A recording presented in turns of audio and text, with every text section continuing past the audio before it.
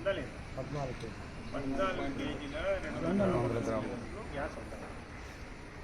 ఇది ఎట్లా చూడాలా? 14 కేజీల 200 మనకు గ్యాస్ ఉండాలంటే ఇది దీని వెయిట్ దీని మీద రాసి ఉంటుంది. ఎంటీ సిలిండర్ ఉంటుంది కదా, ఎంటీ సిలిండర్ వెయిట్ దాని మీదే ఉంటుంది.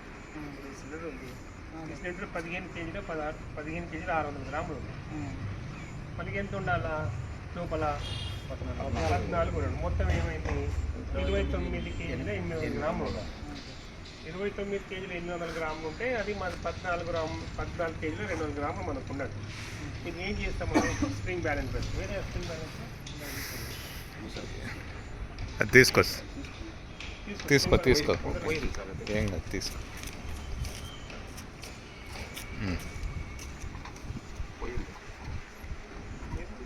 మంచిది కూడా ఉంది.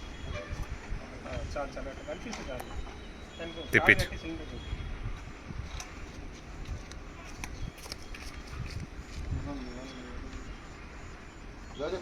లేట్గా చెప్తారేమో ఆయన. సరే మనం ఫోటో తీసుకురండి. తీసుకోండి. దీంట్లో 29 కేజీల 900 గ్రాములు వస్తే మనకు సిలిండర్ కరెక్ట్గా ఉన్నది. పెట్టే రెడ్డి అదిరిపోతుంది. సరే ఉన్న విషయం మనం తెలుసుకోవాలి. ఎట్లా తెలుసుకోవాలంటే ఇంటికి వచ్చినప్పుడు వాళ్ళు ఆటోలో స్ప్రింగ్ బ్యాలెన్స్ పెట్టుకొని రావాలా. మీరందరూ స్ప్రింగ్ బ్యాలెన్స్ పెట్టుకొని ఆటోలో వెళ్ళి